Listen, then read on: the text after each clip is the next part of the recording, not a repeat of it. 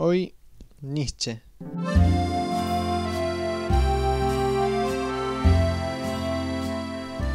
Más allá de sus aforismos y conceptos intempestivos hacia los grandes sistemas filosóficos, hoy vamos a detenernos en su dietética, ¿no? Para pensar en la nutrición, el buen alimentarse, como una de las bellas artes.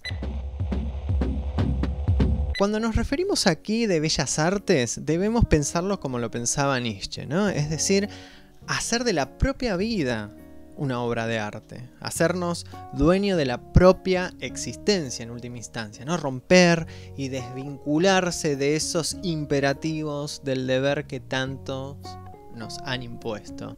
Esta mirada estética de la vida del ser humano lo hace pensar justamente en cuestiones tales como la alimentación, la vivienda, ¿no? El ambiente, hasta el reposo, ¿no? Son distintas cuestiones que en el libro Ecce Homo van apareciendo. Dice Nietzsche: seamos los poetas de nuestra vida, y en primer lugar en el detalle minucioso y en lo más banal. Por eso la alimentación es un momento de la edificación de uno mismo. Hay una cuestión que me interesa muy especialmente y de la que depende la salvación de la humanidad, más que de ninguna antigua sutileza teológica. Es la cuestión del régimen alimentario. Para mayor comodidad se la podría formular así: ¿cómo debes alimentarte exactamente para alcanzar el máximo de tu fuerza, de la virtud garantizada, sin moralina?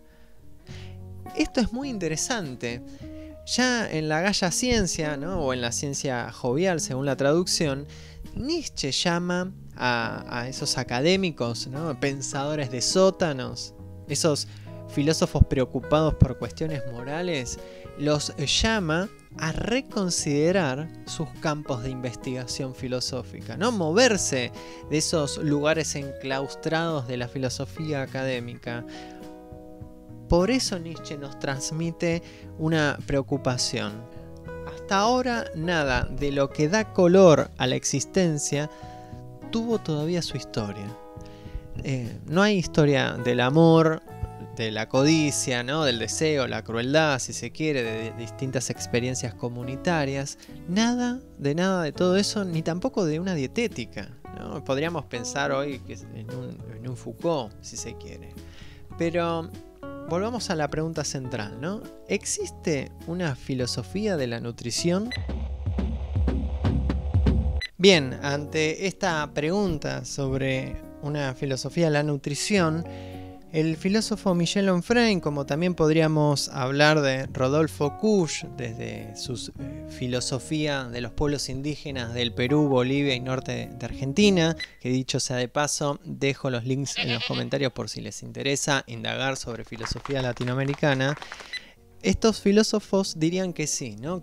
Es posible una filosofía de la nutrición o del alimento, porque justamente son saberes denostados, ¿no? Un saber desde los alimentos se tornaría valioso para comprender de alguna manera lo humano. Kant lo hubiese dejado de lado totalmente. Esto sería así porque de alguna manera la alimentación es incuestionablemente la causa de muchos más comportamientos de los que suponemos, ¿no? Somos los que comemos, solía decirse. Por eso elegir el alimento es elaborar la propia esencia. Y ojo acá, porque es muy importante para Nietzsche este punto.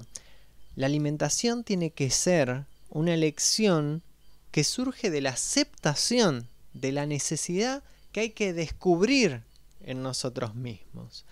Quizás el famoso "conócete a ti mismo" que pregonaba Sócrates, podríamos usarlo aquí, pero para conocer nuestro cuerpo y sus necesidades más propias. Y no ya esas verdades de razón, ¿no? de una idea o un concepto que está más allá. Hay un ejemplo que nos da Nietzsche para entender este principio o esta sugerencia. Él piensa en un pensador veneciano llamado Cornaro, en donde hace un discurso sobre una vida sobria, ¿no? Y en su obra nos dice que se nos da un régimen magro, ¿no? Para una vida larga, feliz y también virtuosa. Pero dice Nietzsche que el italiano cree que el régimen que él sigue es causa de su longevidad, y eso es un error. Es confundir causa y efecto. Nietzsche insiste en esto, ¿no? La condición primera de la longevidad, la lentitud de su metabolismo, ¿no? El escaso consumo energético, eran causa de su régimen magro. O sea, al revés de cómo lo pensaba el veneciano. Es decir, estos determinan la comida y no la comida brinda esas condiciones de la longevidad, si se quiere. Por eso para Nietzsche el cuerpo va a ser principio. Hasta es el lugar de origen de las ideas y de los prejuicios, ¿no? Cosa que mataría de angustia a cualquier pensador de la antigüedad. Hay que acentuar esto. No elige, ¿no? Nietzsche dice, no elegimos el régimen alimentario, solo se encuentra el que resulta más adecuado a las necesidades del propio organismo. Por eso aquí el cuerpo es principio, insisto, ¿no? La dietética es la ciencia de la aceptación de ese imperio de la necesidad por medio de la inteligencia, ¿no? El cuerpo, insisto, de nuevo, determina la decisión cuando pensamos que nosotros escogemos nuestro alimento. Por ello, y esto, insisto, lo digo yo, ¿no? El conócete a ti mismo, aquí se vuelve vital. Es una adecuación alimentaria con lo que somos. Es elegir inteligentemente ya lo que se es. Podemos entenderlo también con la frase de Nietzsche, ¿no? Que dice, conviértete en lo que eres. Entonces Nietzsche se pregunta cómo transformar la necesidad del cuerpo en una virtud. Para hacerlo ofrece un modelo. Es muy sencillo, ¿no? En donde vamos a encontrar dos aristas, una negativa y una positiva, entre lo que hay que hacer y lo que no hay que hacer, básicamente, ¿no? La dietética negativa es la de la cantidad y la dietética positiva es la de la calidad. De esta forma encontramos algo parecido a lo visto con Rousseau en el video pasado. Dice Nietzsche, no a las comidas que hacen actualmente los hombres en el restaurante o en otros lugares donde vive la clase acomodada de la sociedad, ¿no? Dándonos a entender que sobrecargar la mesa revela una voluntad de aparentar. Y se pregunta, ¿qué significan esas comidas? Son representativas, ¿pero de qué? De la clase. No, de la clase no, del dinero. Ya no existen clases, dice Nietzsche. Aquí la comida se la ve como un signo exterior de riqueza, ¿no? De aquí que Nietzsche le dedique algunas páginas también como crítica a la cocina alemana, donde se dedican a comer muchas cosas, ¿no? Es vulgaridad el comer indistintamente. Virtuoso, entonces será más bien el comer según nuestro propio conocimiento de nuestro cuerpo y sus necesidades. Lo omnívoro es un error. Encima de copiosos platos, dice Nietzsche, todas esas mesas alemanas están regados de alcohol y cerveza, ¿no? A lo que Nietzsche le repugnaba la bebida nacional. Eran las responsables de la torpeza civilizatoria y la decadencia. Es decir, para Nietzsche una dieta no tiene alcohol, cosa que Kant no estaría de acuerdo, ¿no? Y es una curiosa paradoja entre el autor dionisíaco y el creador del imperativo categórico.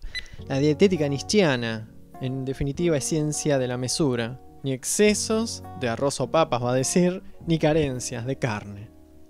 Y esto está interesante marcar porque para Nietzsche el vegetarianismo no es una solución, al contrario de Rousseau.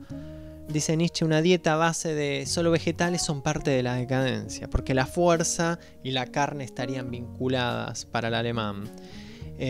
Justamente nuestro autor va a promover una armonía, una adecuación entre las necesidades y el uso saludable de las comidas. Podemos cerrar el video pensando en un posible menú nietzschiano, Nietzsche nos dice que el menú debe tener agua, ¿no? Nada de alcohol, un té en contra del café, chocolate si se quiere. A pesar de su propuesta ética, estética de la vida a través del alimento, Nietzsche, por sus dolencias estomacales, nunca va a dar con una comida que le calme sus dolores. Nunca pudo haberse conocido, parece. Su dieta está a base de jamón, huevos, té, nueces, tostadas, poca carne, no porque no la quisiese, sino por la falta de dinero. Lo cual me hace pensar en una frase de Nietzsche cuando señala: estimo a un filósofo en la medida en que es capaz de dar un ejemplo. Y yo me pregunto, ¿ustedes creen que en esta filosofía dietética o Nietzsche, en definitiva, es un filósofo que hizo de su vida una obra de arte?